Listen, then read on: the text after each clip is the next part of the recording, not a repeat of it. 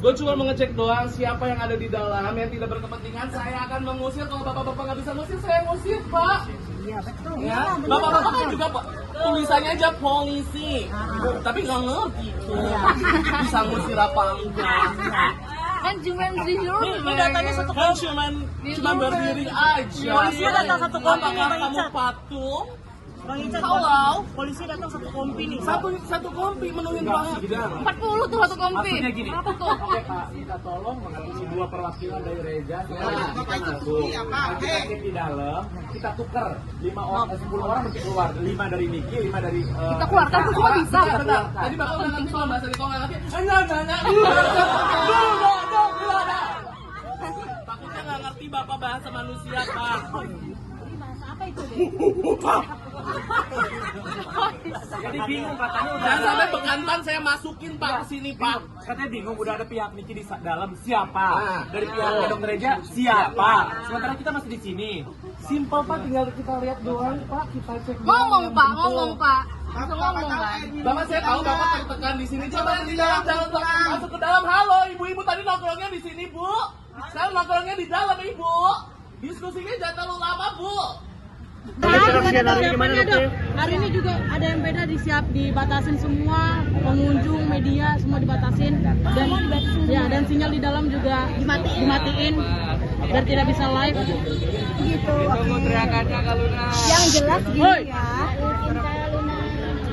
Yang jelas Doktif akan menyampaikan kesaksian yang sebenar-benarnya di bawah sumpah di depan majelis hakim yang mulia.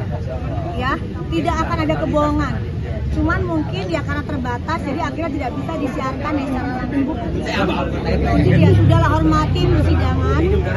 Kita percayakan kepada majelis hakim.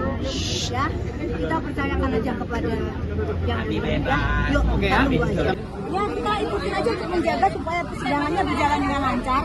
Jangan sampai ada lagi seperti yang kemarin ya, marga satwa itu ya, Panda dan kawan-kawan itu yang merusak. Jadi, yuk kita ikutin aja supaya lebih aman perjalanannya ya.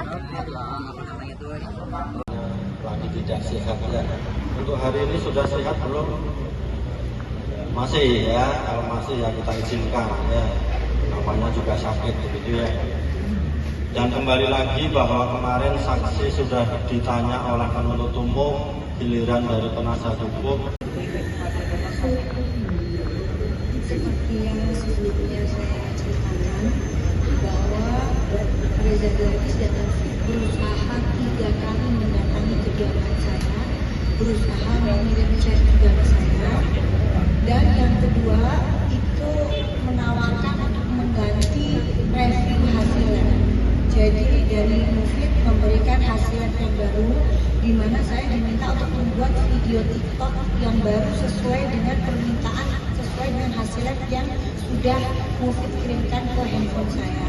Tetapi di situ saya menolak, permintaan saya hanya satu, jadilah dokter yang benar, berhenti untuk melakukan flexing, tarik produk kamu yang busuk, perbaiki produk kamu, lalu jual kembali dengan harga yang masuk akal dan tidak membohongi masyarakat. Seperti Reza yang bilang saya dan Maem ini memeras beliau, dan saya baru tahu bahwa saya dilaporkan itu di bulan Januari ketika Maem digerebek, tapi digerebek oleh polisi cyber Polda Metro Jaya, hanya diambil. Tapi dia kan hari ini jadi saksi lagi seperti apa? Sebentar ya, sebelumnya Doktif pengen menyampaikan sebenarnya keterangan tambahan. Cuman tadi kayaknya waktunya diburu-buru sama yang mulia majelis hakim. Doktif mau bacain di sini ya. Ya, oke. Karena kan belum tentu nih, kalian mumpung ada di sini semua.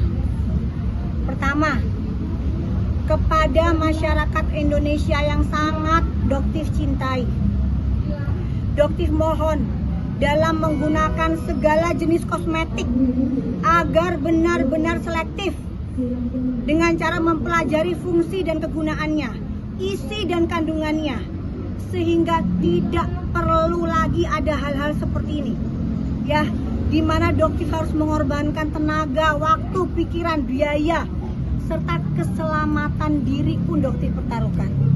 Yang kedua, kepada para pelaku usaha tidak lagi menggunakan marketing flexing dan menjual produk semata-mata hanya untuk mengeruk keuntungan ya sebanyak-banyaknya tanpa memikirkan kesehatan dan keselamatan orang lain.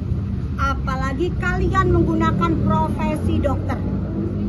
Ya, hal tersebut dapat menghancurkan kepercayaan masyarakat dan menghancurkan industri kosmetik Indonesia. Yang ketiga, kepada lembaga negara terutama Badan POM yang diberikan tugas untuk mengawasi dunia usaha kosmetik dan menjalankan tugas penegakan hukum agar ada atensi khusus dari Bapak Prabowo Subianto, mengingat Badan POM berada di bawah langsung pengawasan Presiden ya, untuk menambah sumber dayanya dong Pak Prabowo, tambahkan anggarannya Pak. Agar apa? Agar Badan POM benar-benar mampu melakukan upaya pengawasan dan penindakan dengan tegas. Sehingga kedepannya guys, tidak perlu ada lagi doktif di masa depan. Ya, dengan jujur nih guys, ya, doktif sebenarnya tidak sanggup terus seperti ini. Tapi kenapa semangat netizen masyarakat Indonesia yang selalu mensupport doktif? Ya, termasuk seperti Tevera, Dokter Ika, Dokter Mita yang luar biasa dengan serangan bertubi-tubi dari netizen, dari buzzer. Tapi kita tetap konsisten untuk apa? Untuk mengedukasi kalian. Ini perjuangannya nggak mudah, serangannya nggak mudah, terornya itu luar biasa guys. Yang nggak pernah kita ceritakan ke kalian. Kita nggak sedikit-sedikit ngadu, nggak, kita telan sendiri aja. Nggak apa-apa, ini amal jariah kita. Nanti akan jadi hisab di akhirat kelak. Gitu. Ya. Mendapatkan teror dari siapa? Banyak banget, terutama ancaman di rumah. Kemarin doxing, kediaman dokter sudah diketahui, disering didatengin, dikelilingin, itu sudah hal yang biasa. Ya. Tapi mengetahui nggak sih dok siapa yang memberikan teror itu? Dokter tidak pernah mau mencari-cari hal itu.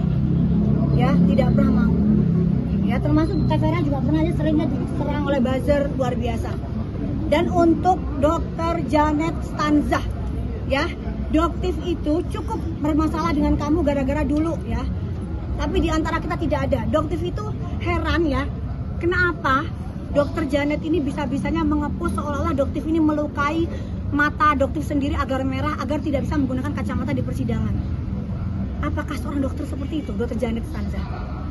Ya, sudah hentikan perbuatan kalian ini. Ya, hentikan. Anda dokter. Ya, sudah, jika Anda memiliki masalah pribadi dengan doktif, pribadi aja, jangan membela para mafia skincare ini.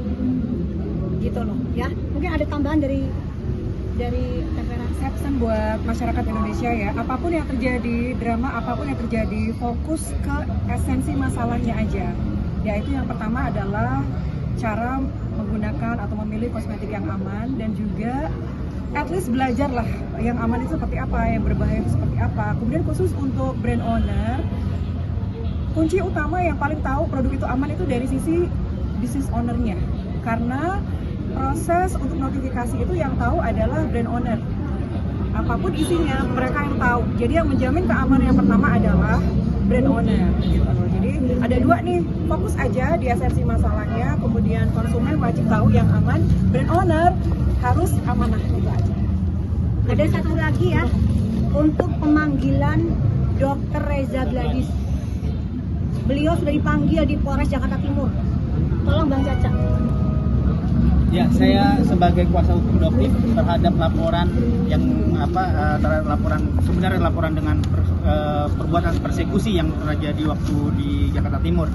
Kebetulan tim penyidik dari Polres Jakarta Timur telah memanggil sebenarnya kepada saudari RG, Dr. RG, untuk dimintai keterangannya sebagai saksi, bukan sebagai terlapor. Jadi setelah beberapa kali pemanggilan itu beliau belum datang dan belum memberikan waktu, menyempatkan untuk memberikan keterangan terkait permintaan keterangan oleh tim penyidik yang sebenarnya dalam perkara tersebut yang dilaporkan itu saudara SS, tapi harus meminta keterangan terkait adanya yang saudari SS ini bilang adanya pemerasan yang dilakukan oleh doktif, dan itu harus dimintai keterangannya secara clear.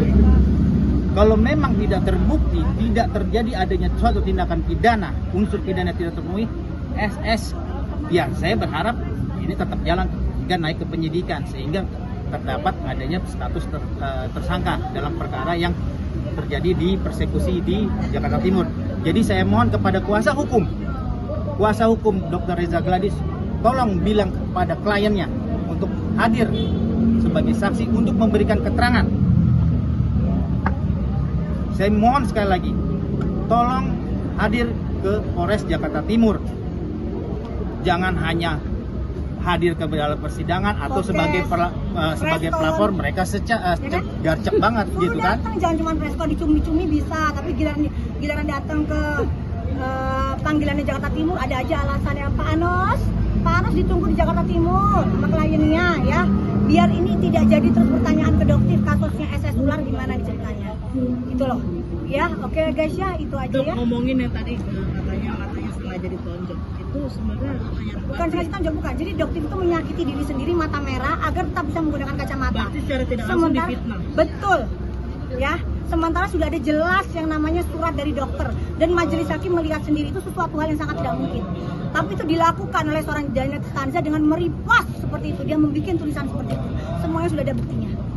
Ya. Kenapa? Sebetulnya sakit apa? Kan memang dokter itu melakukan stem cell ke seluruh muka gitu loh. Jadi memang ada beberapa yang pembekakan di area tertentu gitu loh. Memang membutuhkan waktu setidaknya selama 1 bulan itu dokter harus bed rest. Kan nggak mungkin udah dipanggil begini gimana bed rest. Kan disangkain mangkir lagi, takut. Kan digoreng lagi, takut, panik kabur. Kan kalian sukanya begitu para mujair. Sedikit pun dokter itu nggak takut, ya Allah, Allahu Akbar gitu loh. Ini amar ma'ruf nahi munkar. Ya, resiko di bencana yang resiko kematian aja besar banget dokter itu takutin kok meninggalkan KTP kok. Apalagi cuman begini kecil remeh-temeh ini masalah begini. Gitu loh. Dok, tadi sudah memberikan kesaksian dari NM, tanggapannya apa pas selesai tadi? Akan ada tanggapan dari NM tuh mengenai kesaksian dokter, gimana mungkin dok? Alhamdulillah, jadi tadi begini ya, memang kalau dokter rasa endorsement, jadi kenapa? Kalau temen, Teh Vera belum pernah dokter endorse ya? Loh, sebagai apa ya? Teman-teman, jadi nggak ada rate ya? Nggak ada. Jadi kalau teman itu biasanya kita nggak ada rate atau misalnya rate itu lucu-lucuan aja, hanya lisan, karena teman kita kenal. Tapi kalau misalnya berada di bawah naungan agensi ya pasti ada kontrak gitu. Nah yang dokter lihat mungkin ya ini hanya sebagai endorsement saja. Dan dokter kan tadi kan ditanyakan apakah mengenal Nikita atau sindikat, kan nggak ada sama sekali, cuman ketemu 3 kali.